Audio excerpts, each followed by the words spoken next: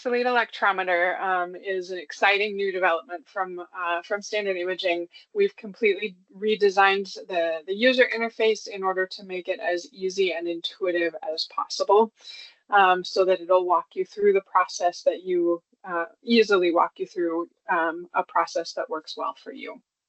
Has a very large touchscreen. It's a 10-inch touchscreen, capacitive touchscreen. Yes, it works with nitrile gloves on. I've had that question before, just like your phone would, but you can use it either via that touchscreen. Most users, I should say, will use it via that touchscreen. A very user-friendly control that way. We do have a remote operation capability for the 2 and the 4 channel versions of the Max Elite. It is available in 1, 2, and 4 channel versions. It's so that you can have a more flexible setup configuration. You can operate it from your computer, or you can operate it from the screen itself. It also has a wide variety of angles that it can be set up at. So if you're looking down at it on a lower counter, or if you're sitting down and looking at it on a higher counter, it's visible.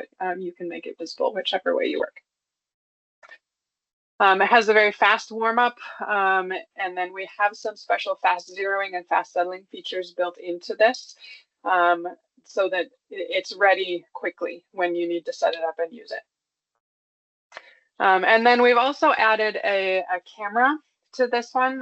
The AAPM laboratory accreditation group has approved a data matrix code format within the US for the calibration labs to use for chamber calibrations. So next time you get a chamber calibration, you can request that data matrix code with your calibration. And then with the Max Elite, instead of having to type in your calibration factor for your chamber, you would just turn the camera on, scan that data matrix, and it will populate the chamber library automatically. It's obviously faster, easier, but helps avoid errors in data entry that way. So I mentioned that we have 3 configurations: the 1 channel, the 2 channel, and the 4 channel configurations. So the 1 channel is the basic model. It has just those core features that you really need for use in your clinic. Of course, has the big touch screen. It does not have a camera, so it is the manual chamber calibration entry if you're going to be using those system factors in displaying values on your electrometer. It has a maximum bias of 450 volts, which does match our Max 4000 Plus electrometer, our entry-level electrometer as well. And then the resolution of the display is 1 femtoamp is the minimum. The 2 and the 4 channel electrometers are advanced electrometers with premier features. So these do have that remote operation capability where you can run it on you can essentially mirror the interface on the computer that you're using. It has the camera for data matrix based chamber calibration entry. And then for some regions of the world or some applications where you're doing really low signal measurement, we've been asked to provide the 1/10 of a femtoamp high resolution display. So that's available in the 2 and the 4 channel unit as well. The 2 channels are independent in terms of their bias and range settings, and the 2 and the 4 channel electrometers have a maximum bias of 1000 volts. The 4 channel electrometer really is for those applications when you need more than 2, you need multiple simultaneous movements. A couple of examples of where these are used. We have a chamber intercomparison jig, which is this phantom right here. This is being used in a lot of places as a replacement for a radioactive check source. The purpose of the check source is to put your chamber in the cavity and make sure that the signal that you get is what you expect. So nothing has happened to your chamber in terms of damage that might affect the output. You can do the same sort of check by intercomparing 3 chambers at once.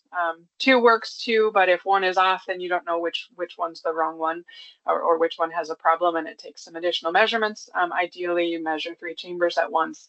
If one of them has an issue, it's easily identified in terms of which chamber is identified because the other 2 have a stable signal and the third one is not.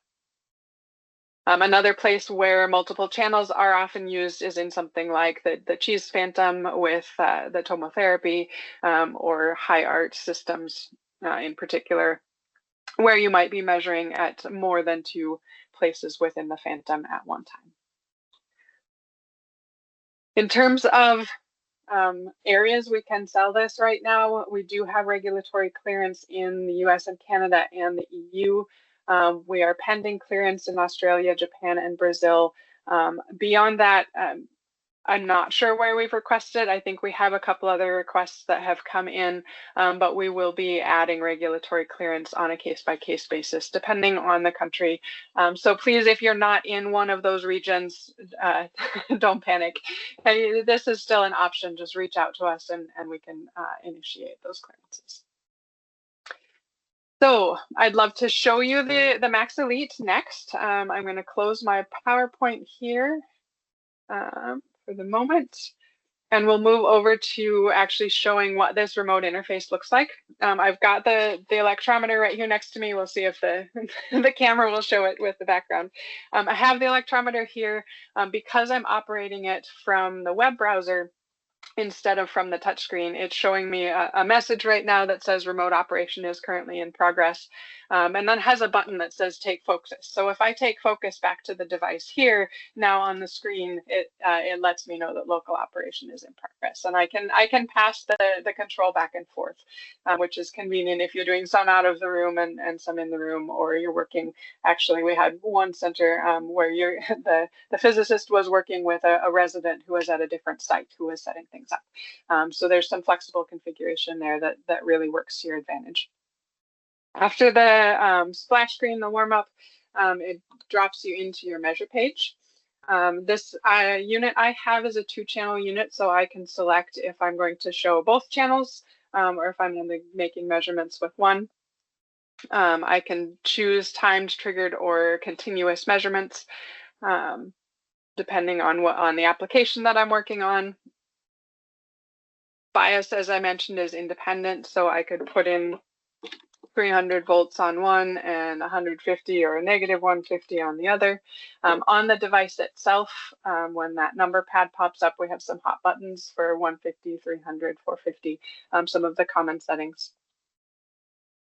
I can turn bias on, and there's an indicator at the top of the screen that bias is active. This indicator stays on no matter which of the tabs I'm on the screen, so you always have that visual indication that you have bias on the chamber. You can either turn it off here with the toggle switch, or whichever screen you're on, you can click on that banner on the top of the screen and turn off bias that way as well, just to make your life convenient. The ranges, as I mentioned, are independent.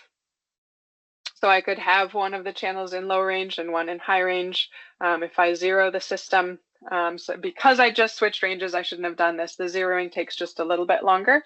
If it had been sitting there for a minute already and the signals had stabilized, zeroing would have been extremely fast. I'll show you that again in a minute.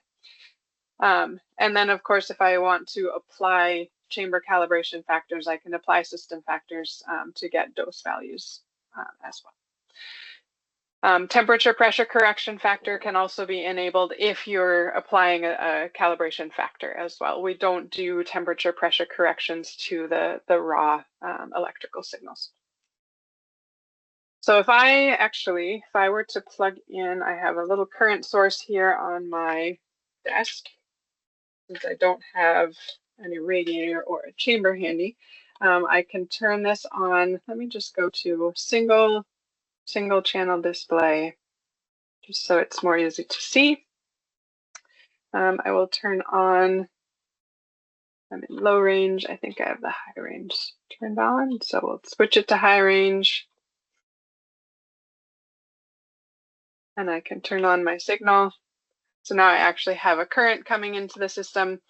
If I wanted to make a measurement, say this is just continuous measurement, I have a start and a stop button for measurements here. If I wanted to capture what this current is at a given point in time, I can hit the capture rate button and it will save that rate value for me. On the data page, we have all the data that have been taken. oh, I didn't show you actual collection of a dose value. I could do that. If I apply a system factor, and then let's see, if I apply temperature pressure, we have a pressure sensor built into the Max Elite, so it will auto-populate this field, although I could overwrite it if I want to, if I have a calibrated barometer that I prefer to use. If I wanted to type in my temperature and then I can apply that correction factor, it will show up here with an indicator, the little thermometer indicator, to let you know that it's applying a temperature and pressure correction factor. So now if I start my measurement, I'll get both that raw charge reading and the converted dose value with the system factor applied. And that shows up also in my data table. I can save measurements to a USB drive on the device, or I can review measurements. I can select them and delete them here. I did want to show you under the setup page, which you wouldn't be visiting quite as much, obviously, as the measure page. We have Wi-Fi or Ethernet capabilities with the Max Elite, so that you can do this remote connection.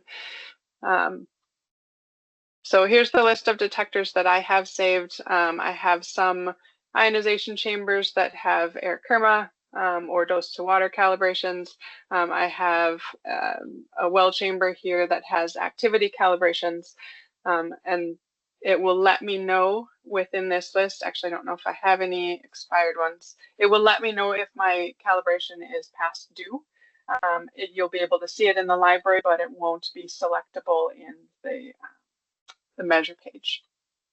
We also have a check sources library. If you are still using a check source, it will auto-calculate what the current activity of your check source is, just to make that workflow easier for you as well.